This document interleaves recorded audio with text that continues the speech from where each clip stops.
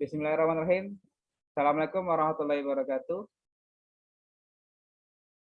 Waalaikumsalam warahmatullahi wabarakatuh. Pertama-tama puji syukur atas kehadiran nikmat Allah Subhanahu wa taala sehingga kita semua bisa kembali bertemu secara daring untuk melanjutkan pembahasan mata kuliah hidrologi dan geohidrologi, di mana pada kesempatan kali ini kita akan melanjutkan pertemuan ke-14. Sebelumnya kita akan sedikit review, sekaligus saya nanti absensi juga terkait dengan materi dua pertemuan terakhir. Jadi pada dua pertemuan terakhir kita membahas berkaitan dengan debit banjir. Oke, saya mulai dulu mungkin dari Muhammad Subhan. Apa saja sih desain-desain infrastruktur yang nanti berkaitan dengan pengukuran atau perhitungan debit banjir? M. Subhan? Ada M. Subhan? Ada, Pak. Biasanya kita menghitung debit banjir itu untuk apa? Untuk pembangunan infrastruktur apa biasanya? Coba berikan satu deh. Satu saja.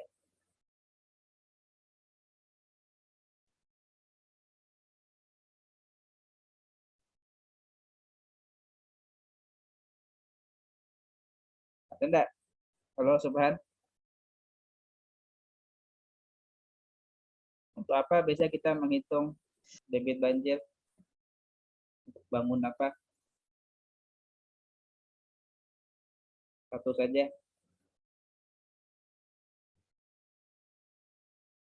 Halo.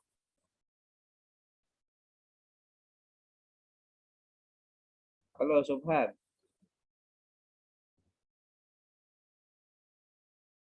Apa hobi sekali pada diam semua ya? Suara saya enggak ada atau gimana? Terdengar, Pak. Ada, Pak. Terus kemana? Yang lain mungkin coba Rizky. Untuk bangun apa biasanya Rizky kita hitung debit banjir? Bendungan, Pak. Bisa bendungan. Ada lagi enggak Yurike? Selain bendungan? Jembatan, Pak. Ya, jembatan juga bisa. Kemudian satu lagi mungkin Kapasitas sungai. kapasitas sungai itu suatu bentuk perhitungan. Dalam bentuk infrastruktur, apalagi satu lagi kira-kira? Nia, ada enggak Nia di sini?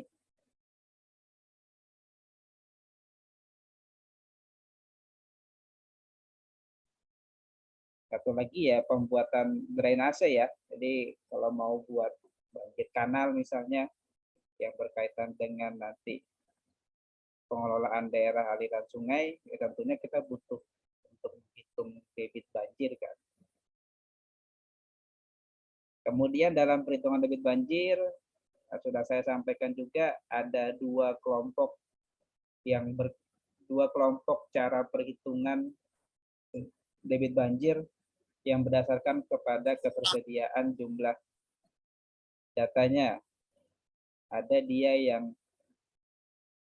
yang bisa kita lakukan ketika tersedia data lebih dari berapa tahun minimalnya? 20, Pak. Lebih dari 20 tahun. Ada yang memang dia hanya 7 sampai dengan 10 tahun, atau bahkan memang sangat sedikit datanya, sehingga akan ada beberapa cara-cara tertentu yang bisa kita gunakan. Nah, untuk yang datanya lebih dari 20 tahun, bagaimana cara kita hitung debit banjir? Ada siapa di sini yang belum muncul tadi? Rozi?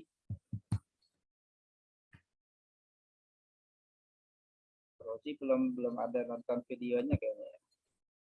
Atau Zaidal mungkin, atau Bimaria.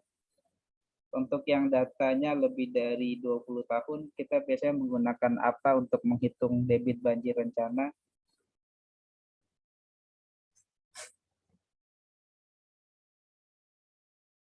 Siapa kira-kira yang ada di sini?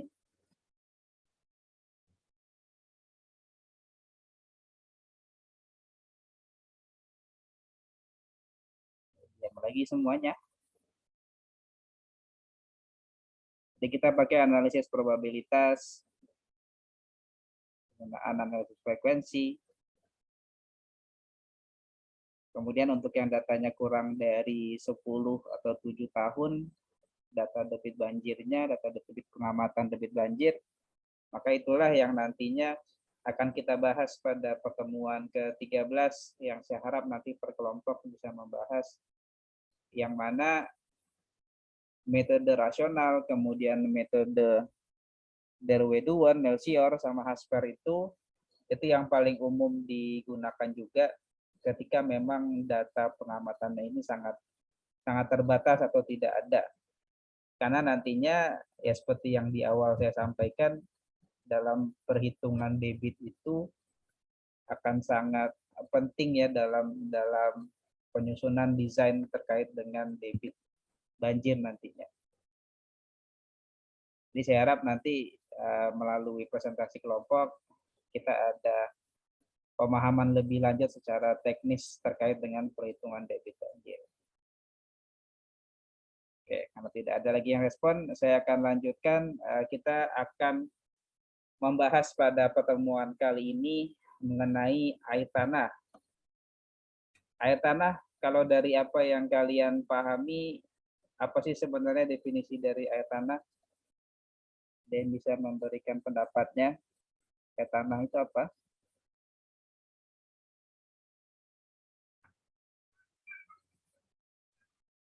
Air yang berasal dari dalam bumi, Pak. Kalau dari dalam bumi. Nah, meskipun sebenarnya kalau bicara air tanah itu tidak selalu memang dia yang berasal dari dalam bumi ya.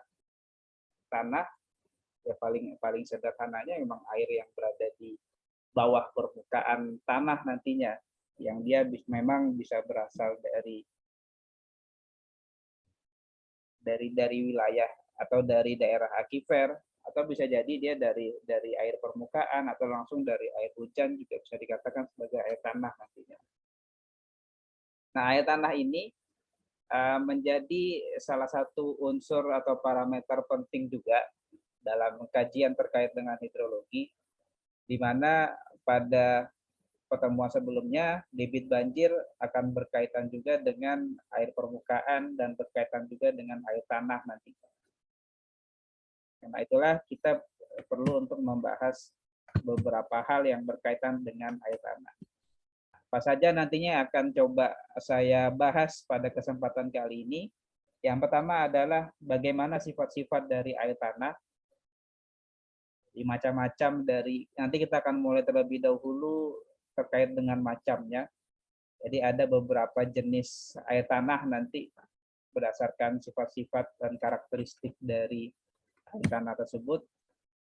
Yang kemudian kedua, kita akan sedikit membahas terkait dengan pergerakan air tanah, bagaimana caranya air yang berada di bawah permukaan tanah itu bisa bergerak, bagaimana pergerakannya. Yang ketiga, nanti kita akan membahas mengenai bagaimana kondisi dari air tanah. Jadi berdasarkan sifat-sifat air tanah yang berbeda, kemudian adanya aspek pergerakan air tanah juga, ini kombinasi keduanya nanti akan menghasilkan bagaimana kondisi air tanah di suatu daerah. Kemudian yang terakhir, kita akan sedikit membahas terkait dengan cara-cara untuk pendugaan air tanah. Jadi nanti ada dua setidaknya metode yang paling umum digunakan terkait dengan pendugaan air tanah.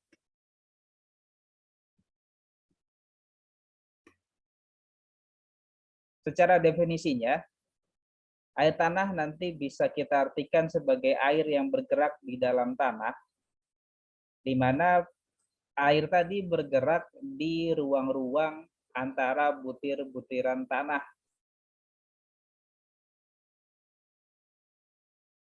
Atau bisa jadi air tadi bergerak di retakan-retakan lapisan batuan. Jadi secara definisi tanah sendiri kan itu berupa butiran-butiran mineral atau butiran-butiran batuan yang mereka membentuk satu agregat yang dinamakan sebagai tanah nantinya. Karena bisa jadi dalam suatu tanah juga akan ada beberapa lapisan-lapisan batuan juga. Jadi air tanah di sini air yang melewati pori-pori, sudah dikatakan pori-pori dari butiran-butiran tanah tadi, ataupun dia yang bergerak melalui retakan-retakan dari batuan-batuan.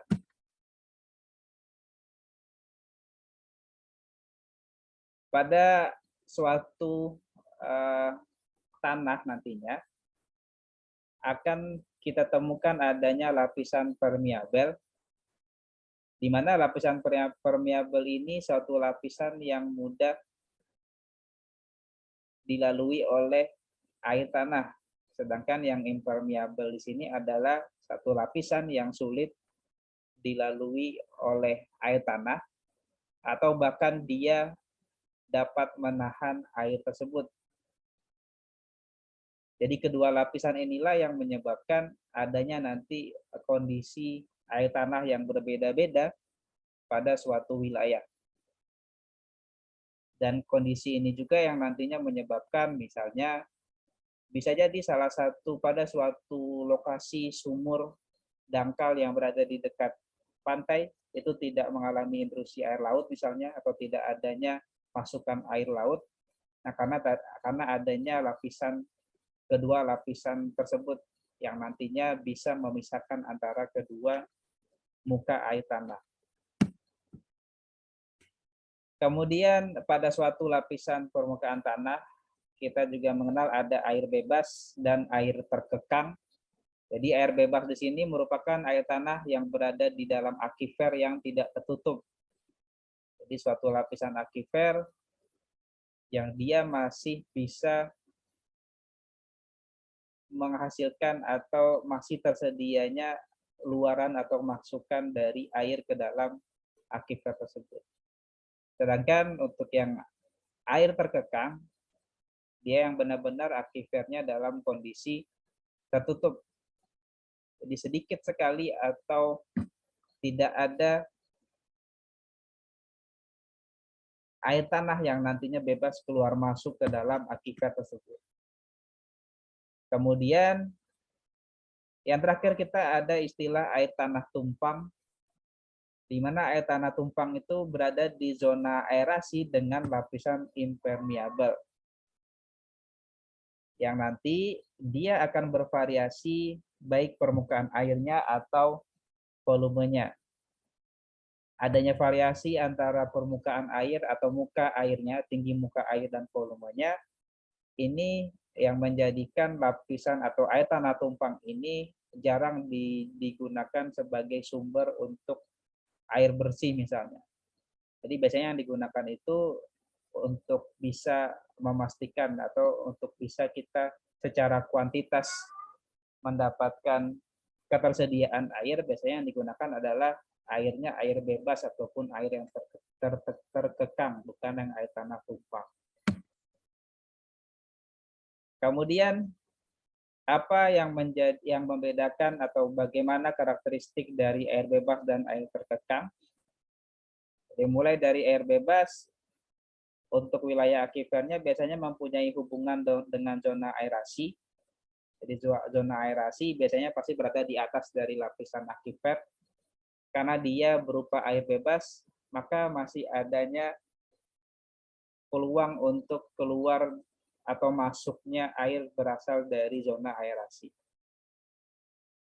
Kemudian yang menjadi batas muka air lautnya adalah batas antara zona aerasi dan zona jenuhnya. Kemudian permukaan air sumur, permukaan air bebasnya berubah-ubah perlahan yang diakibatkan oleh pemompaan atau tidak adanya pemompaan, yang mana permukaannya dipengaruhi dengan curah hujan, kondisi aliran sungai, tapi tidak dipengaruhi oleh tekanan udara dan pasang surut. Kemudian lebar jari-jari pengaruhnya 150 sampai dengan 500 meter dan terbesarnya di 1000 meter. Kemudian untuk yang air yang terkekang, akifernya dia tertutup oleh lapisan impermeable. Muka air tanahnya ini dia memiliki tekanan yang tinggi karena dia tertutup tadi. Kemudian muka air sumurnya, variasi permukaan air terkekang menyebar secepat kecepatan suara. Jadi permukaannya berubah sedikit terhadap tekanan udara dan pasang surut, tapi dia tidak mendapatkan pengaruh dari curah hujan dan kondisi aliran sungai. Dan jari-jari pengaruhnya ini dia bisa mencapai beberapa kilometer jauhnya. Kemudian untuk kondisi air, untuk air lapisan dan air celah. Air lapisan di sini kondisi kadar airnya ini terdapat dalam ruang butir-butir tanah. Sedangkan untuk yang air celah itu dalam cerah sekunder ataupun zona retakan. Kemudian keadaan akifer air lapisan itu, akifernya dibentuk dan didistribusi secara teratur menurut kondisi sedimentasi. Sedangkan untuk air celah, akifer khusus tidak dibentuk dan terdistribusi secara tidak teratur. Kemudian cara pengambilan air untuk air lapisan biasanya berasal dengan menggunakan sumur, kolam pengumpul, saluran pengumpul. Sedangkan untuk yang air celah itu dengan melakukan pemboran secara horizontal atau pembuatan suatu terowongan.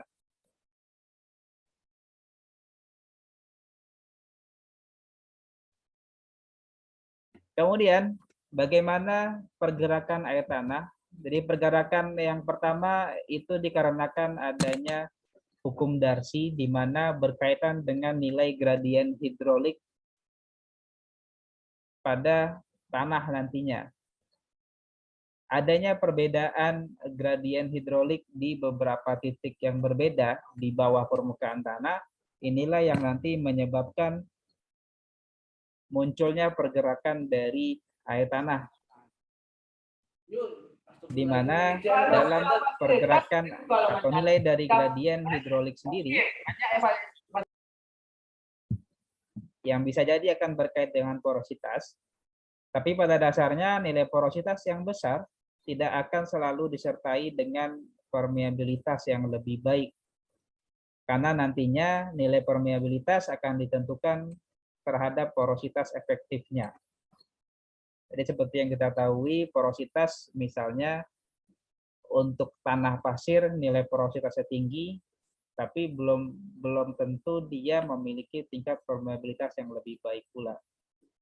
Atau mungkin dari tanah lempung yang memiliki porositas yang tinggi juga, tapi pada dasarnya dia termasuk jenis tanah yang nilai permeabilitasnya rendah. Karena nanti yang dilihat adalah nilai porositas efektifnya seperti apa. Kemudian cara berikutnya terkait dengan pergerakan tanah adalah yang menentukan adalah bagaimana sifat-sifat akifer dan batuan dasarnya.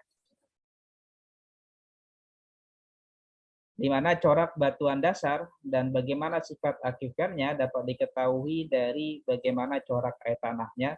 Jadi apakah dia keruh, apakah dia jernih, itu akan menunjukkan apa batuan dasar dan bagaimana sikap akifernya, apakah akifer tertutup atau yang bebas.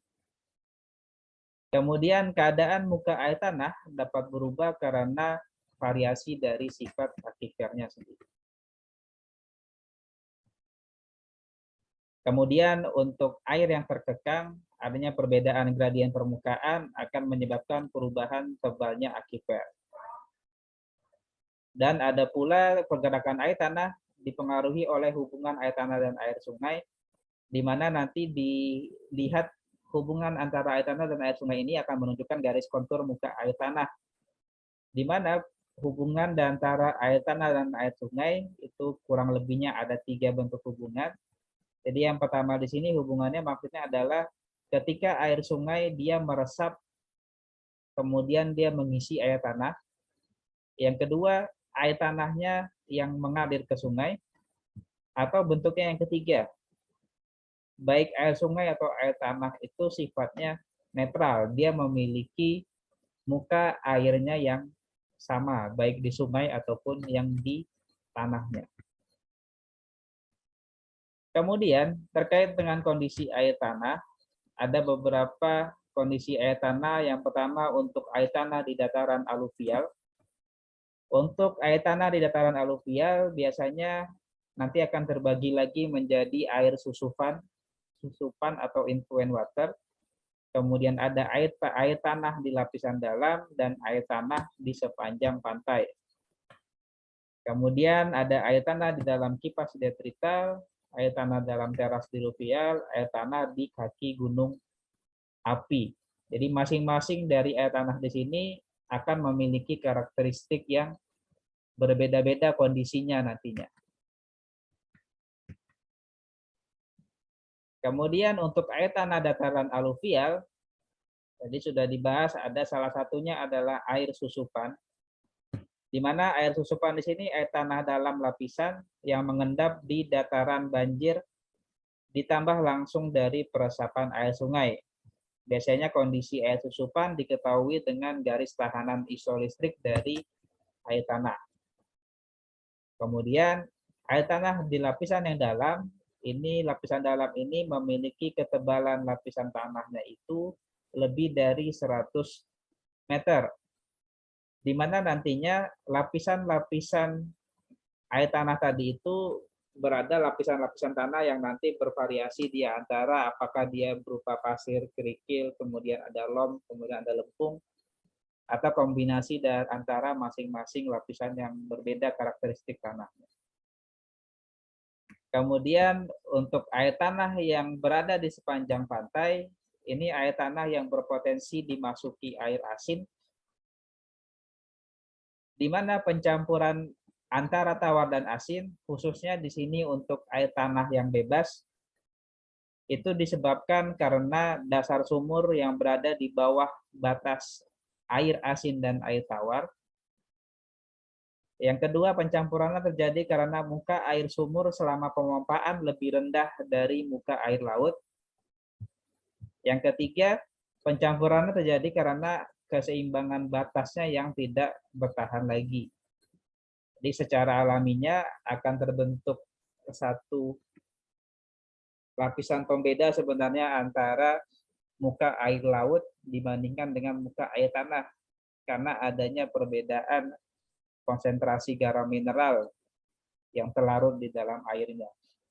Sehingga sebenarnya ini secara umum akan terbentuk suatu keseimbangan. Tapi karena beberapa hal bisa menyebabkan perubahan keseimbangan tadi. Kemudian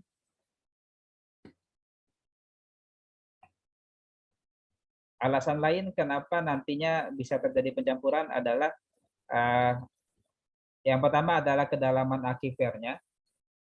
Jadi kedalaman akifer di suatu wilayah, kemudian bagaimana nilai permeabilitasnya, tekanan dan lain sebagainya, ini akan sangat menentukan batasan antara muka air tawar dan muka air asin nantinya. Kemudian khusus untuk satu tanah yang berupa atau dalam bentuk aluvium berada di atas lembah yang tenggelam, maka lapisan pasir dan kerikil dengan permeabilitas tinggi diendapkan di atas dasar lembah yang tenggelam. Yang mana nanti pada lapisan tadi akan mempunyai daerah pengaliran yang kecil dibandingkan dengan luas lembah itu sendiri. Yang menyebabkan adanya air asin dapat menyusup ke dalam daratan melalui lapisan pasir dan kerikil tadi. Yang tadi ini bisa jadi justru yang lebih asin itu yang lebih jauh ke darat karena adanya wilayah aluvium ini tadinya. Kemudian, bagaimana cara kita melakukan pendugaan terkait dengan penyelidikan air tanah? Tahapan-tahapan dasar penyelidikan air tanah itu merupakan satu penyelidikan permulaan terkait dengan topografi dan geologi, kemudian terkait dengan pengukuran air, pendugaan secara fisik, pemboran uji, dan uji akifer. Di mana dalam pendugaan air tanah sendiri yang menjadi fokus kita sekarang adalah pendugaan secara fisik dan pemboran uji. Ada dua metode terkait dengan pendugaan air tanah yang akan kita bahas pada kesempatan ini. Yang pertama ada pendugaan listrik dan yang kedua ada proyeksi seismis atau seismik, di mana pendugaan listrik di sini berupa tahanan listrik dari lapisan yang berbeda-beda.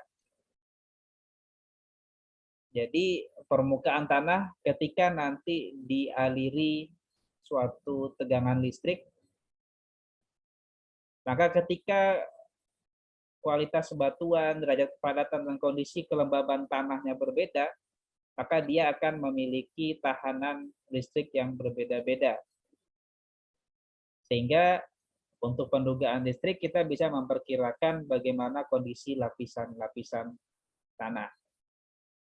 Kemudian untuk proyeksi seismis, kita menggunakan gelombang seismis yang dibiaskan pada batas antara lapisan atas dan lapisan bawah dengan kecepatan gelombang elastis yang lebih tinggi. Dan nantinya ada gelombang yang dikembalikan untuk nanti kita baca pada suatu alat pembaca nantinya. Kita bahas sedikit satu persatu. Yang pertama untuk pendugaan listrik.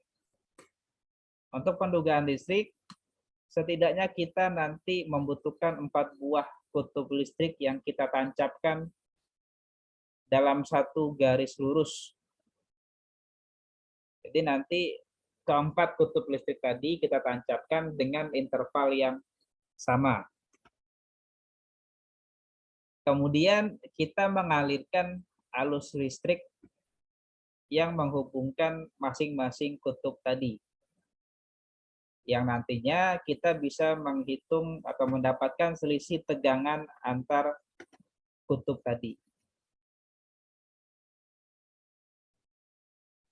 Yang mana nantinya dalam perhitungan pendugaan listrik di sini, kita menghitung mulai dari interval antara kutub-kutub listrik tadi dan nilai tahanan spesifiknya. Jadi kita akan membandingkan nanti nilai dari ketahanan fisik, ketahanan spesifik terhadap berapa panjang interval kutub listriknya tadi.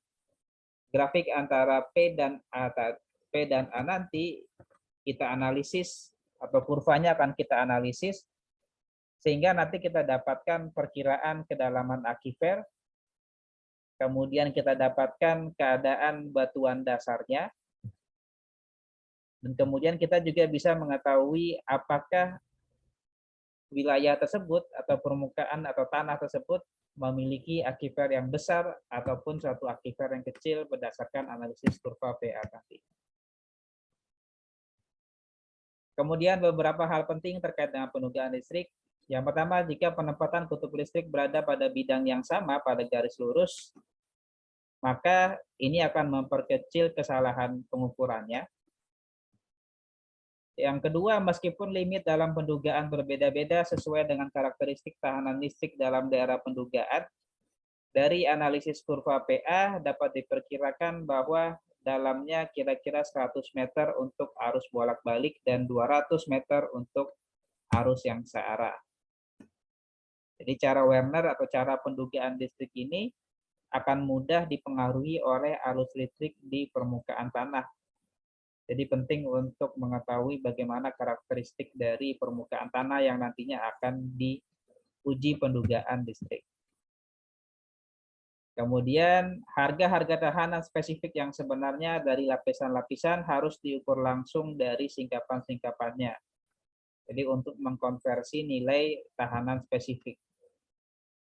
Yang berikutnya, mengingat selisih tahanan listrik antara lapisan butir halus dan lapisan butir kasar dalam aluvium atau diluvium di bawah permukaan air tanah itu tidak besar, maka tahanan antara kedua tadi itu tidak dapat dibedakan.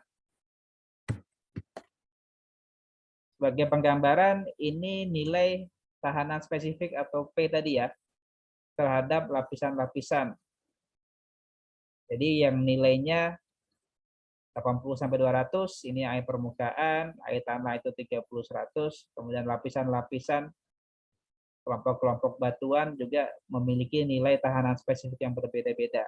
Hasil pengukuran nantinya kita bandingkan dengan nilai ini yang nantinya kita analisis seperti apa atau lapisan seperti apa yang nantinya berada di bawah permukaan tanah.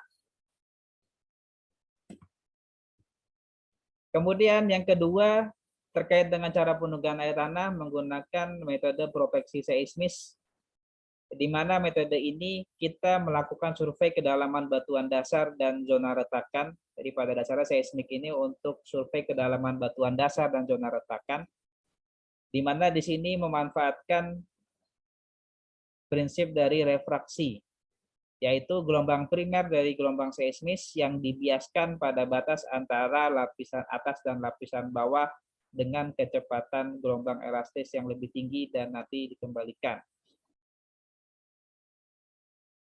Dalam survei ini, kita nanti mengenal waktu rambat sebagai waktu yang ditempuh oleh gelombang primer yang mencapai titik penerima terlebih dahulu atau travel time-nya.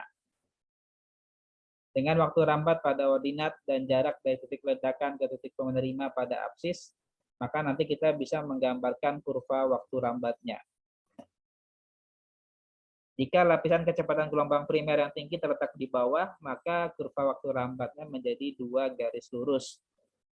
Jika kurva waktu rambatnya sangat tidak teratur dan menunjukkan suatu zona kecepatan rendah, maka ada kemungkinan disebabkan adanya suatu zona retakan. Kemudian makin besar derajat kepadatan dan kerapatan batuan, makin tua umur geologinya, maka kecepatan gelombang primer lapisan batu itu akan makin besar. Ini gambaran bagaimana kecepatan gelombang dari berbagai macam jenis lapisan.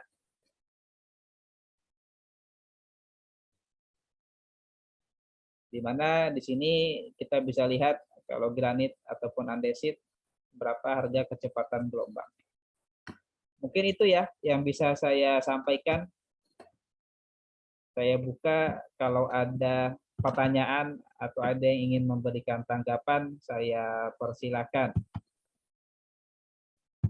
Apakah ada kira-kira?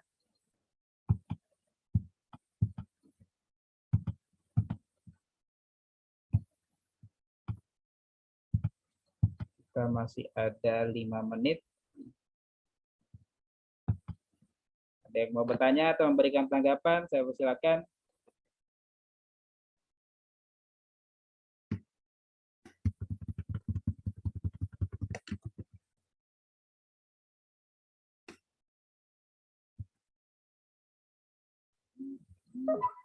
Kalau tidak ada, saya berikan beberapa pertanyaan, silakan dicatat terlebih dahulu untuk dijawab.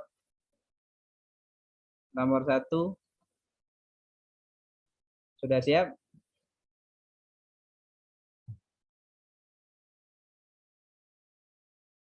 Halo, sudah siap? Siap, Pak. Oke, nomor 1, jelaskan perbedaan air bebas dan air terkekang. Nomor 1, jelaskan perbedaan air bebas dan air terkekang.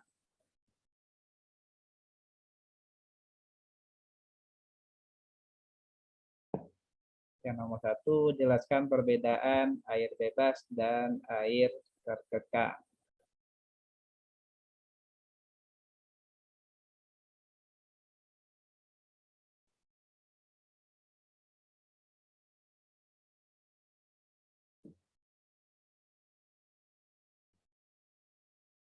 Pertanyaan kedua,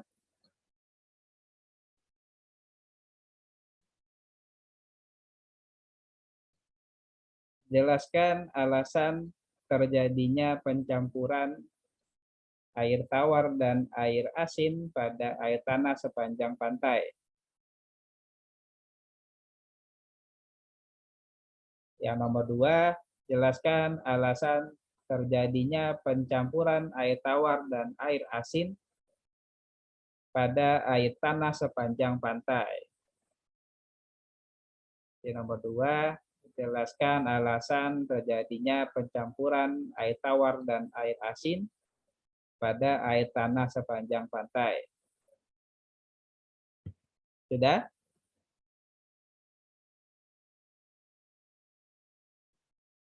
Sudah? Udah, Pak. Oke, yang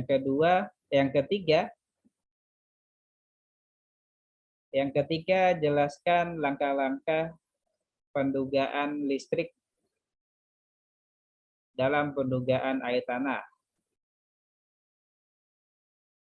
Yang ketiga, jelaskan langkah-langkah pendugaan listrik dalam pendugaan air tanah. Soal nomor 3, jelaskan langkah-langkah pendugaan listrik dalam pendugaan air tanah. 3 pertanyaan. Sudah dicatat semua ya? Udah, Pak.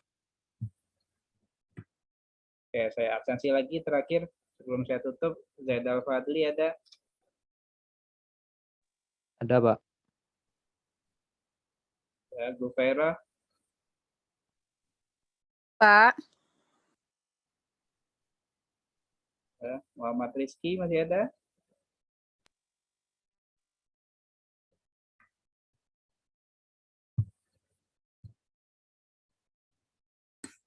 Soal nomor 3 itu jelaskan langkah-langkah pendugaan listrik pada pendugaan air tanah. Jadi yang ketiga itu jelaskan langkah-langkah pendugaan listrik pada pendugaan air tanah. Lanjutkan lagi, Muhammad Rizky masih ada? Gusra? Gusra ada, Gusra? Mita? Kita hadir, Pak. M. Subhan? Hadir, Pak. Rozi Saputra? Hadir Pak, sorry Hadir, Pak. Trek ojek Pak. Si Nia tadi ada Nia? hadir Pak. Weno? Kalau muncul lagi ke Weno ada? Ada. Yurike? Zaida? Oke. Zaidan hadir, Pak. Oke. Sekali lagi terima kasih bagi yang